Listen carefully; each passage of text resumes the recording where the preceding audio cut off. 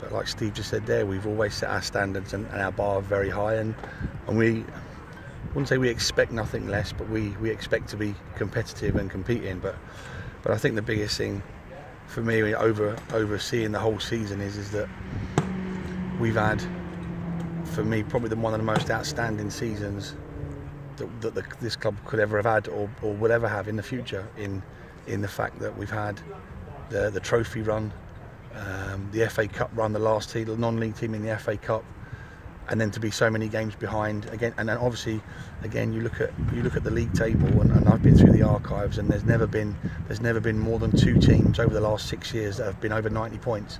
They've had 2 teams every year that have been 90 or thereabouts. Chippenham won it with 103 last year. Leamington were about 91. You've got this year, you've got 5 teams all in the 90s now.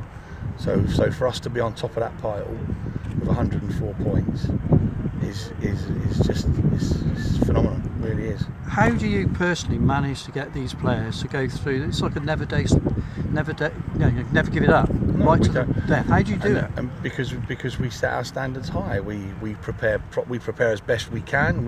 We take excuses away. I believe that in my staff, I've got as good a staff as you can get. Obviously, Steve's a phenomenal coach, but he's also a great motivator, great tactician.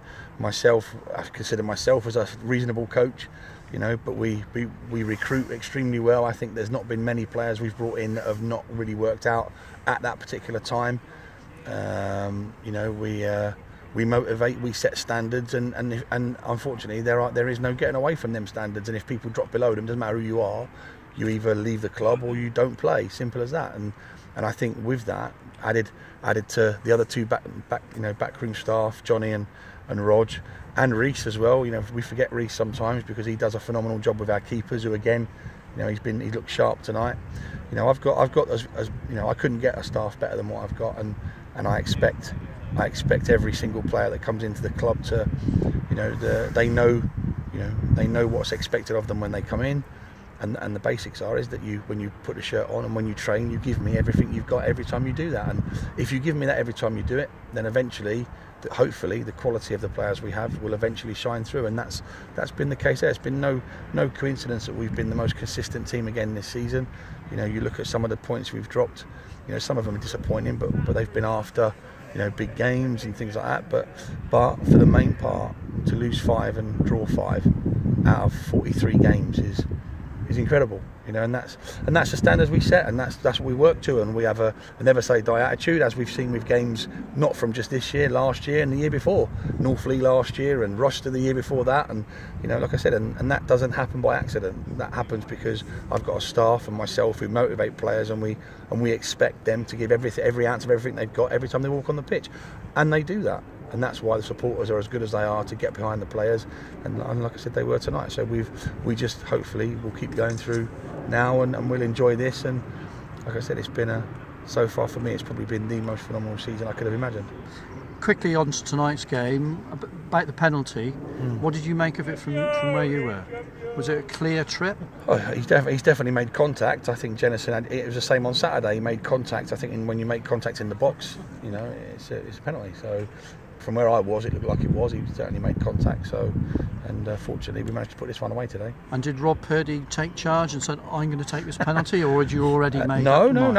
We again, things like that, we leave the players to that. That's their, if they're brave enough to step up and take it, and that's why there was nothing said to Mike on Saturday when he missed his, because it's what happens. Sometimes you score, sometimes you miss, and today, fortunately for us, he scored. And like I said, and the players played a game tonight on a pitch that they managed the game superbly.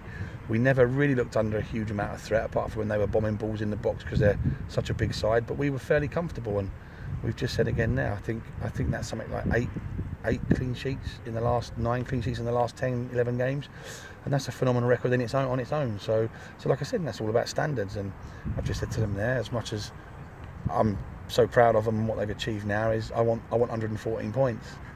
And that's what I want, and that's what I expect to get. I don't think you can get 114. 113, sorry.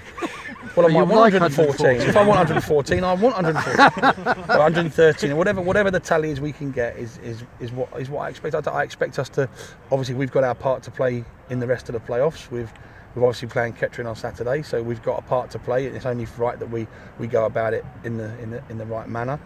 And then obviously we've got the 2 last away games to finish the season off. But I don't want them to. I want them to enjoy it and savour it and remove the shackles of, now we know we're over the line, they can play with even more freedom. But I still want us to be focused and win them last 3 games. Thanks for your time. No problem. Well done. Peter, have you any idea which level we'll be in